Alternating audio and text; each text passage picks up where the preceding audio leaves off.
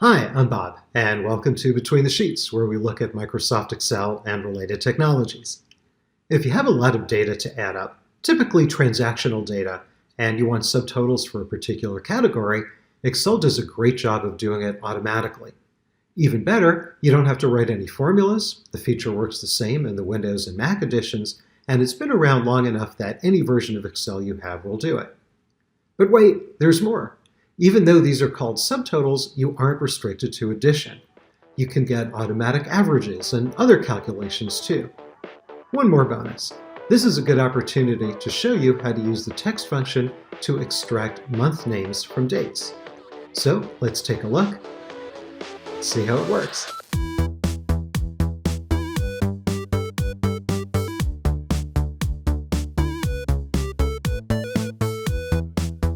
Here's a worksheet with transactional data. These are individual orders for products, and we can get subtotals by several categories, by variety, by state, and since the orders are all in the same year, we can get subtotals by month. The first thing you have to do is decide which category you want subtotals by and sort by that category. So let's start with variety. So if I want subtotals by variety, I'm just going to click somewhere in that variety column, and then I'm on the Home tab of the ribbon bar here, and I'm going to go over to where it says Sort and Filter, and under Sort and Filter, I'm going to choose Sort A to Z. So now you can see we have all the Blue Mountains grouped together, we have all Colombia, all the Ethiopia, and so on, and we go back up to the top. So now what I'm going to do is I'm going to go to the Data tab, and over on the right, there's Outline. Now on yours, Outline might be expanded. You may see all the options there on the ribbon bar. Because of this recording here, I have it a little squished, so I have to click it, but somewhere there under Outline, you'll find Subtotal. So I'm going to click that. So that gives me this dialog box. So you see over here where it says at each change in. That really means what do you want to get your subtotal by. So I'm going to click that drop down, and I'm going to choose variety. What function do we want? Well, we want the sum function because we want to start off by getting subtotals, by adding stuff. Then it says, okay, well, what do you want to get subtotals of? Let me move this out of the way here. So I've got three columns with numbers. Price per pound doesn't make any sense to add that up, but I can get subtotals of pounds and subtotals of sale amount. Sale amount is already selected, so I'm going to add pounds to that. These three options, just ignore them for now. The first time you run subtotals on a particular sheet, it doesn't really matter. So that's it. I'm going to click OK. And now it gives us subtotals. So let's scroll down a little bit so I can see there's all the Blue Mountain. And at the bottom of Blue Mountain, I have the Blue Mountain total. And at the bottom of Columbia, I have the Columbia total. And for each variety, I have a total. Let's go to the very bottom. And after all of the variety totals, I have a grand total. You may have noticed on the left we have these other symbols. Now, if you're not familiar with what these are, this is part of outlining and grouping. That's why it's under this outlining section there on the ribbon bar. So here's what's going on. Let's say, since I'm at the bottom, maybe I don't need to see all the detail for Sumatra. I want to see the summary total, but not the detail. So I'm going to click this minus sign, and that collapses it. So I can see the Sumatra total, but not any of the detail. Maybe I want to see the Kona detail, but let's scroll up and I want to hide the Java detail. So I click this little minus sign to the left of that, and that collapses it also. Now, if I want to collapse all of the detail, see I've got this 1, 2, and 3 up here. Let me click that number 2. So that collapses all of the level 2 stuff. So I see all of the subtotals and I see the grand total. And you see any of these, I can click a plus sign and expand it. That turns to a minus sign. I can click the minus sign to collapse it again. And if I want to see only the grand total and not any of the subtotals or any of the detail, I can click that number 1, and that shows me the grand total. If I want to see all the detail, everything over again, I can click that 3, and that expands to the way it was originally. Now, a few minutes ago, I mentioned averages. So what if I want to see not just subtotals for every variety, but I want to see average number of pounds sold and average sale amount? So what I'm going to do is I'm going to go back into Outline, I'm going to go back to Subtotal, so I'm right back to this dialog box. I'm going to stay here at each change in variety, but where it says what function do I want, I'm going to click that drop down. You see we have a choice of a few of them. I'm going to choose average. Now here's where these three checkboxes come into play. If I choose replace current subtotals, that means I won't see the subtotals, I will only see averages. So I want to make sure to deselect that. Page break, that's formatting, that's up to you. Doesn't really matter for this exercise. And I'm going to click OK. Let's scroll down again.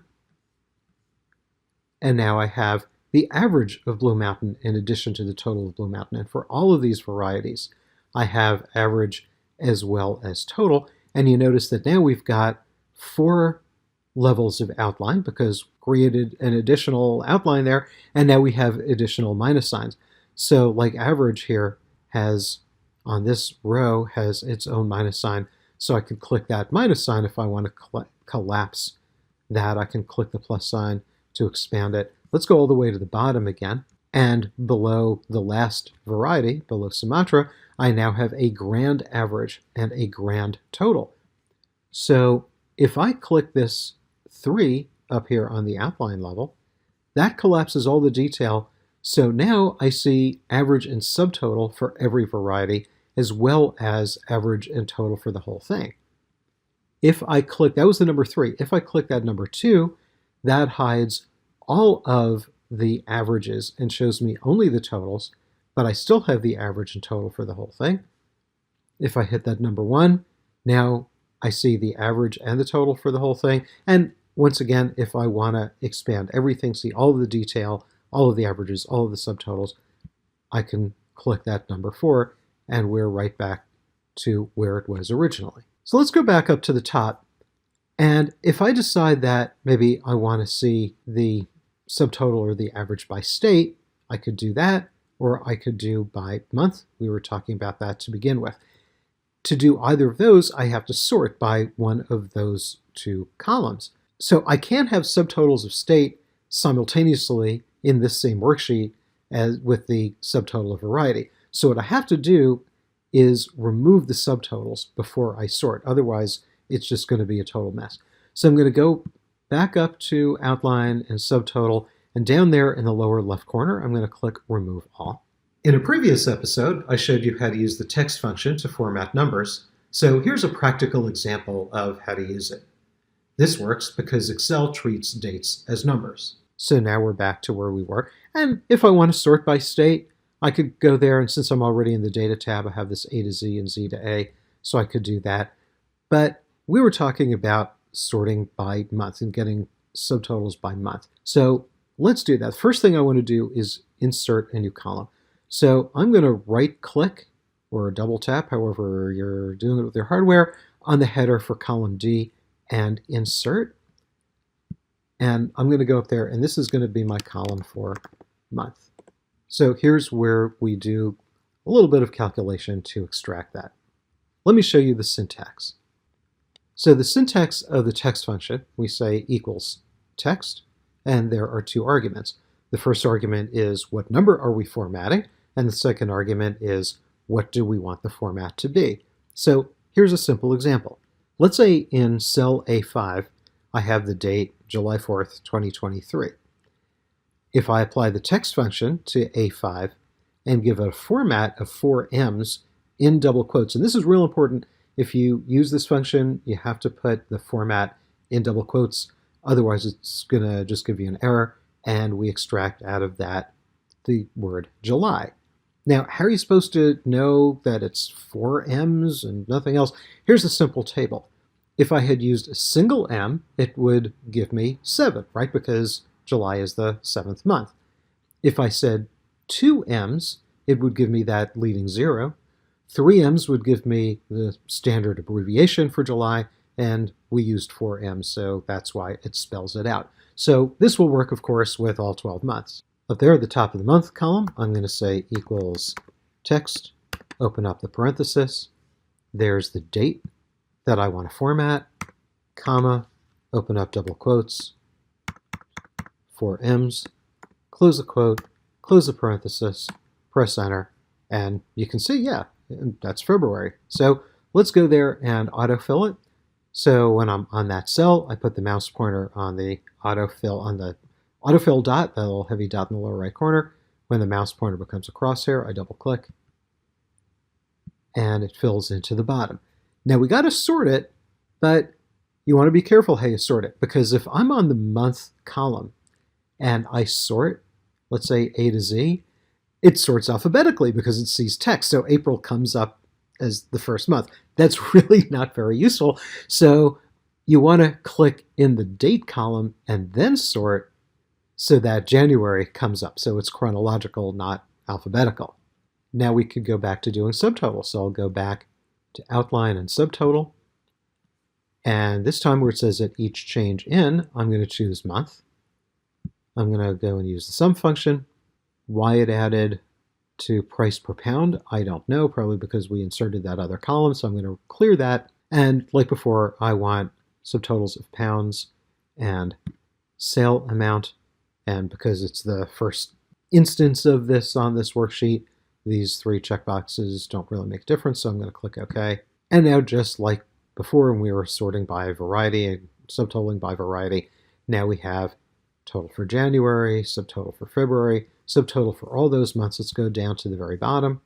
And under December, we have the grand total for the entire year. And also, like before, I can collapse any of these individual months, or I can hit that number 2, and it works just the same way as we saw before. This is such a great feature, and few people even know it's here. And creating subtotals is a gateway to learning more complex summary features like lookups and pivot tables.